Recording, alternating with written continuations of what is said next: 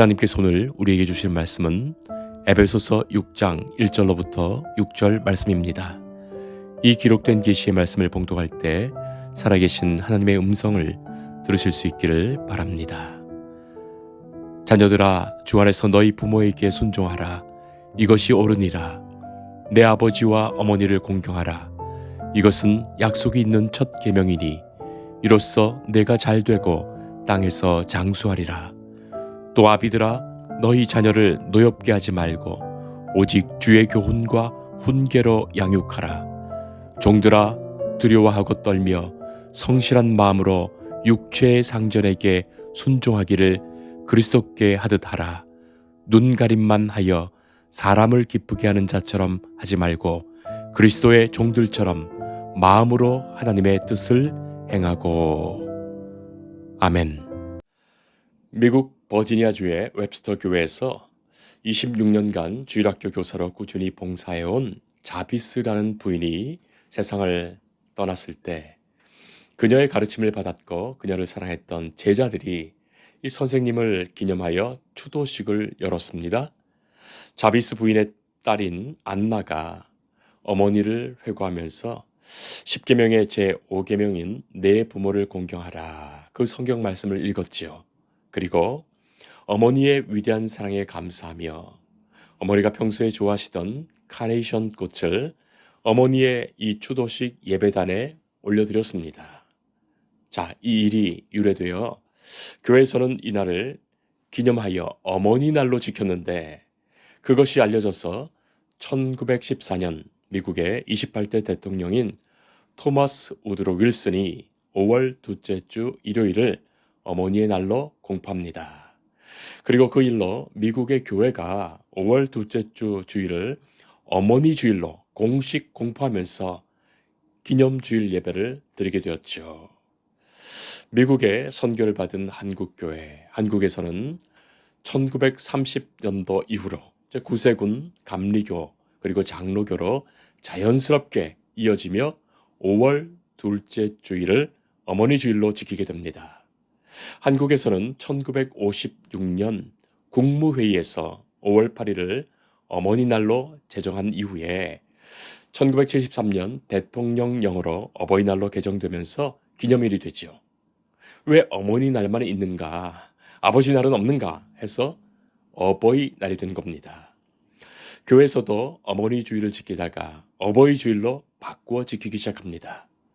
교회가 어머니를 생각하던 그 마음에서부터 내 부모를 공경하라, 그 말씀을 따라 어버이 주일을 지키게 된 거예요. 여러분, 배꼽 있으시죠? 배꼽이 있다는 것은 어머니가 계신 증거입니다. 아기와 엄마 사이에 영양분을 주고받기 위해서 생긴 그 제대혈관이 그 출생 후에 떨어진 그 자리가 배꼽입니다. 사람은 적어도 자기 배꼽을 보면서 겸손해질 수 있죠. 내 생명이 저절로 나에게서부터 시작한 것이 아니라 어머니의 살과 피로, 어머니와 연결되어 얻게 된 것을 깨닫게 되죠. 어머니의 전적인 희생과 그 사랑받아서 내가 존재한다는 그 증거가 배꼽이에요. 어머니 마음이라는 노래가 있습니다. 다 아시겠지만 제가 그 가사를 한번 읽어드리겠습니다. 나실 때 괴로움 다 잊으시고 기르실 때 밤낮으로 애쓰는 마음, 진자리 마른 자리 갈아 누시며 손발이 다 닳도록 고생하시네. 하늘 아래 그 무엇이 넓다리요, 어머니의 희생은 가히 없어라. 어릴 땐 안고 업고 얼러주시고 자라선 문 기대어 기다리는 마음, 알을 싸 그릇될 싸 자식 생각에 고우시던 이마에 주름이 가득, 땅 위에 그 무엇이 높다 하리요, 어머니의 정성은 지극하여라. 사람의 마음속엔 온 가지 소원, 어머니의 마음속엔 오직 한 가지, 아낌없이 일생을 자식 위하여 살과 뼈를 깎아서 바치는 마음. 이 땅에 그 무엇이 거룩하리요, 어머니의 사랑은 그지없어라. 성도 여러분, 이 가사를 쓴 양주동 선생님은 5살 때 아버지를, 12살 때 어머니를 여의었습니다. 이 곡은 그가 38살 되던 때, 그러니까 1941년도 서울 경신중학교 국어교사 시절에 제 음악교사인 이홍렬과 함께 만든 노래라고 하지요. 12살까지의 어머니에 대한 기억으로 어머니의 마음을 생각하며 쓴 노래시예요. 하늘 아래 그 무엇이 넓다리요, 땅 위에 그 무엇이 높다리요, 이 땅에 무엇이 거룩하리요. 어머니의 희생, 어머니의 정성, 어머니의 사랑이 그것이라고 쓴 겁니다. 시를 하나 더 읽어보겠습니다. 이혜인 수녀는 어머니께 드리는 노래에서 이렇게 시를 쓰고 있죠. 당신의 고통 속에 생명을 받아 이만큼 자라온 날들을 깊이 감사할 줄 모르는 우리의 무례함을 용서하십시오. 삶이 고단하고 괴로울 때 눈물 속에서 불러보는 가장 따뜻한 이름, 어머니. 집은 있어도 사랑이 없어 울고 있는 이 시대에 방황하는 자식들에게 영원한 그리움으로 다시 오십시오. 어머니, 아름답게 열려있는 사랑을 하고 싶지만 번번이 실패했던 어제의 기억을 묻고 우리도 이제는 어머니처럼 살아있는 강이 되겠습니다. 목마른 누군가에게 꼭 필요한 푸른 어머니가 되겠습니다. 이혜인 수녀님의 시입니다. 기도이죠. 그리고 어머니에 대한 고백이죠. 이혜인 수녀님은 어머니의 사랑을 기억하며 그 사랑에 보답하고자 하는 마음으로 시를 썼습니다. 사랑하는 성도 여러분, 꼭 기독교가 아니더라도, 꼭 신앙이 아니더라도 모든 자식은 제 어머니를 생각하며 그 사랑과 은혜와 희생을 생각하며 살아야 하겠습니다. 그리고 받은 그 희생과 사랑으로 누군가의 아버지 또 어머니가 되어서 살아야 합니다. 그것 마땅하지 않습니까? 하나님은 모세에게 2 돌판을 주셨다고 합니다. 일반적으로 우리는 한 돌판에는 하나님 사랑의 계명을, 또 다른 돌판에는 이웃 사랑에 대한 계명을 주신 것으로 생각하지요.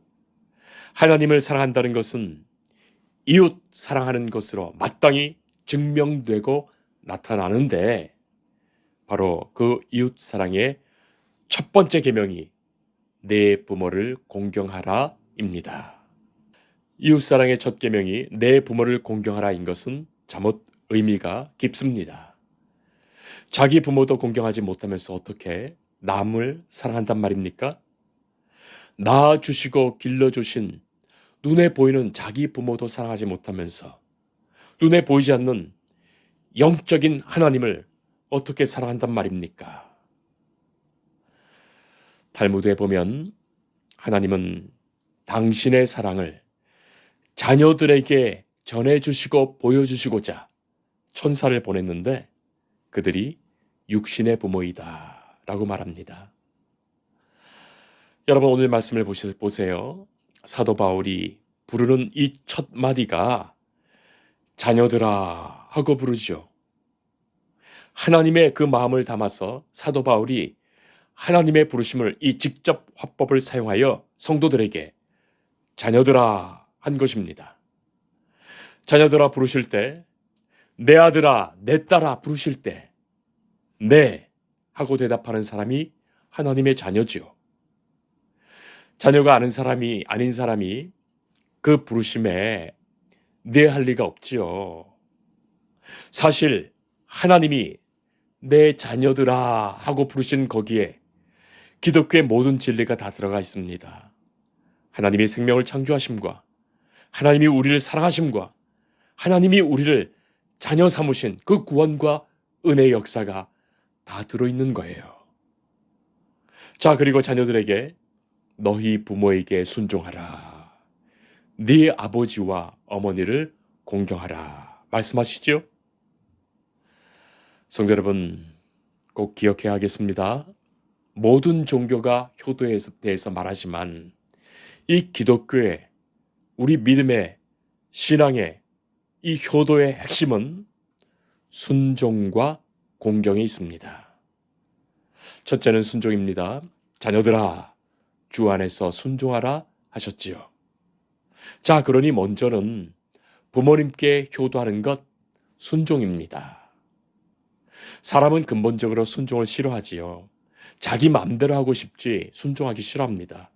그러나 자녀들아, 부모에게 순종하라 하나님이 말씀하시죠. 마태복음 21장 28절 이하에 예수님께서 들려주시는 비유가 있습니다. 그 비유에 한 아버지가 첫째 아들에게 얘야, 포도원 밭에 가서 일 좀 하고 오너라. 그렇게 말했더니 첫째 아들은 네, 그렇게 하겠습니다. 말하면서 그렇게 하지 않았어요. 둘째 아들은 신경질부터 내더니 싫다고 말합니다. 그러다가 가만히 생각해 보니까 마음이 편치 않아서인지 뉘우치고 포도원에 가서 일하고 왔습니다. 자, 예수님이 이 이야기를 들려주시며 물으셨지요? 누가 아버지의 뜻대로 했느냐? 누가 순종했느냐고 물었던 겁니다. 그러니까 사람들이 말합니다. 둘째 아들입니다. 그 대답에 예수님은 맞다 말씀하시죠? 순종입니다. 어쨌든 순종이죠. 못마땅하고 당장은 싫더라도 순종입니다. 순종이 곧 부모님의 권위를 인정하는 것 됩니다. 결국 하나님의 권위를, 부모님을 세우신 권위를 인정하는 거예요.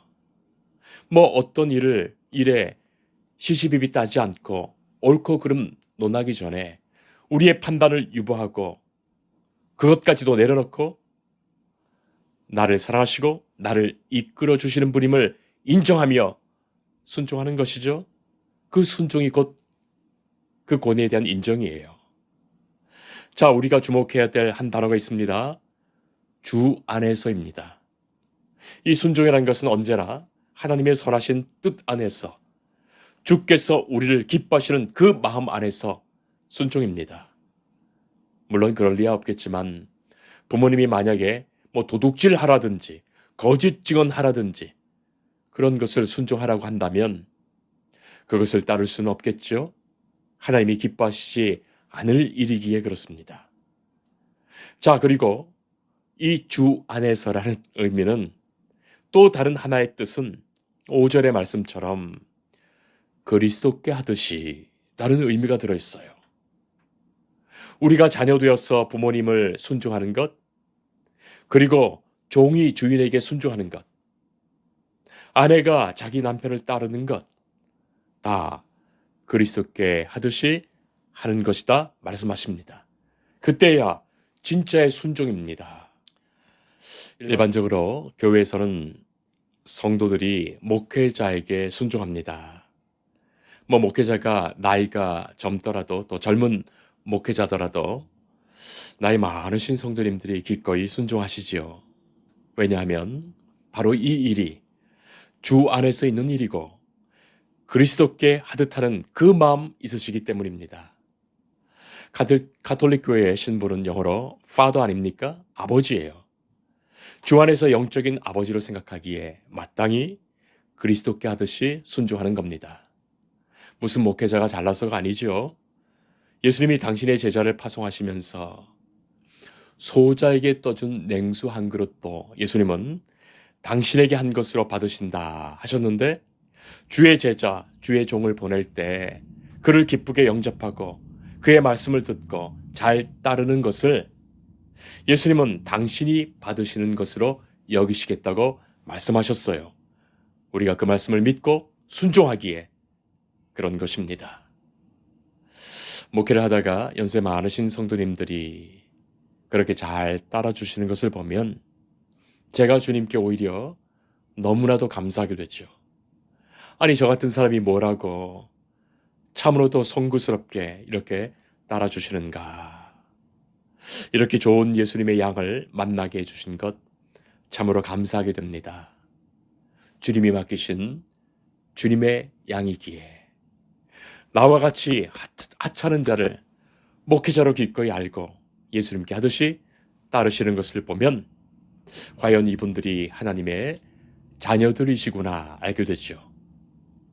하나님, 이들이 주의 약속을 따라 이 땅에서 잘되며 형통하게 하시는 은혜로 충만하게 하옵소서 기도하게 됩니다.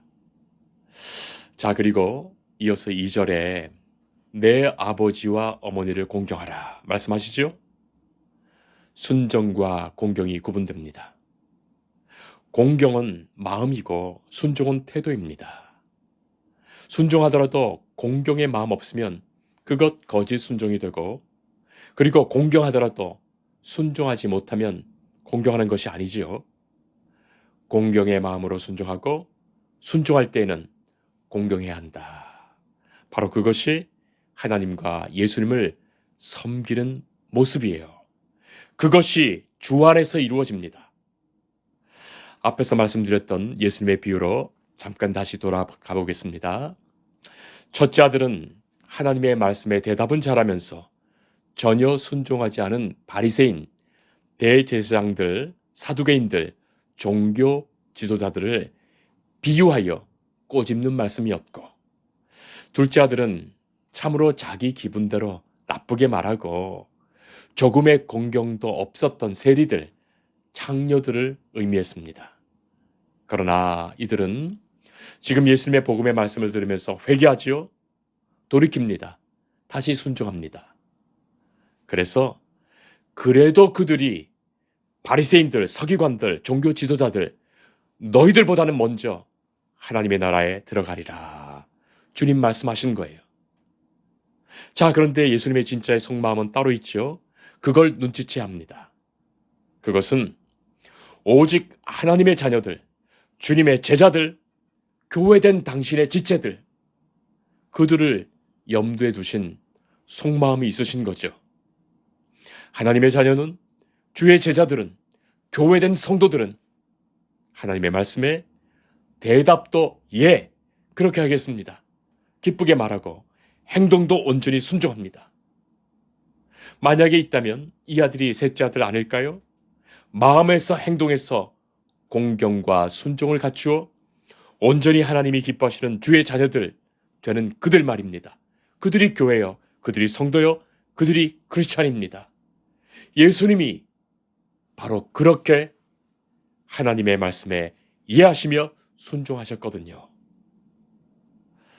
기독교는 효도의 종교입니다. 위로는 하나님께 효도하는 종교요, 아래로는 육신의 부모께 효도하는 종교죠. 제가 오래전에 경민학교에서 교목으로 섬겼는데 그 학교 인사말이 참 재미있습니다. 학생들이 선생님에게 효도하겠습니다 하고 인사합니다. 선생님은 효도합시다. 그렇게 인사를 받죠. 그리고 인사합니다. 자, 그렇게 가르치니 그래도 그 아이들이 적어도 그 학교를 3년간 다니다 졸업하게 되면 효도를 잘 몰랐어도 효도가 무엇인지 생각하게 되고 어렴풋이 알게 됩니다. 3년을 다니면서 효도하겠습니다. 그렇게 말하다 보니까, 인사하다 보니까 효도를 생각하게 하게 되고 조금이라도 효도하는 아이들이 되는 거예요. 자녀들이 부모님은 처음부터 부모였다고 생각하기 쉽습니다. 하기야 뭐 처음 부모 대신 성인 되신 부모님을 아이들이 만났으니 그렇죠. 그러다가 아주 오래된 부모님의 옛 사진들, 결혼 사진이나 어린 시절의 사진을 발견하고야 깜짝 놀라게 되죠. 내 아버지도 내 어머니도 이런 어린 시절이 있으셨구나. 그렇게 깨닫게 되는 거예요. 내 아버지와 어머니도 누군가의 자녀였고 어린 아이였고 나와 똑같은 인생의 길을 걸어오셨구나 하는 것을 새삼 깨닫게 됩니다. 성도 여러분, 부모님이 혹시 여러분들에게 실수하셨거나 혹시라도 잘못하신 것이 있다면 그것도 우리가 용서하는 겁니다. 부모님이 나를 키우시면서 나의 실수와 잘못을 다 용서하셨던 것처럼 말이죠. 하나님이 나의 모든 죄와 잘못까지도 용서하심처럼 말입니다. 부모님도 하나님 앞에서는 작은 어린아이와 같은 존재예요. 하나님의 사랑을 받아야만 하는 존재입니다. 한 설문조사에 따르면 자녀들이 그렇게 부모를 미워한다지요. 한 75% 정도가 부모를 미워합니다. 인간은 세월이 지나면서 몸이 다 연약해질 뿐만이 아니라 마음도 점점 어린아이가 되어갑니다. 이제는 거꾸로 자녀들이 어른 되어 부모가 되고 부모님들이 사랑받아야 하는 아이가 되는 것일 수도 있습니다. 자녀들아, 이것이 옳으니라 하신 말씀을 우리가 기억하며 공경과 순종의 효를 다해야 하겠습니다. 바로 그 자녀들이 이 땅에서 잘되고 형통하며 장수를 누리게 될 것입니다. 그것이 하나님의 약속입니다. 기도하겠습니다. 아버지 하나님, 참으로 부끄럽고 참으로 죄송합니다. 육신의 부모님 앞에 우리가 무엇을 해왔습니까? 힘없으시고 늙으시는 부모님 앞에 우리가 기쁨을 드리지 못한 것을 용서하여 주옵소서. 하나님을 믿는 주의 백성들, 주의 자녀들이 말씀대로 육신의 부모님을 높여드리며 인정하는 그 공경에서 순종하도록 인도하여 주옵소서. 부모님이 돌아가시고 계시지 않다면 이제는 하나님을 더욱 공경하며 하나님의 말씀에 순종하며 살게 하시고 이웃에 계신 부모님들을 공경하는 마음으로 살게 하옵소서. 예수님 이름으로 기도합니다. 아멘.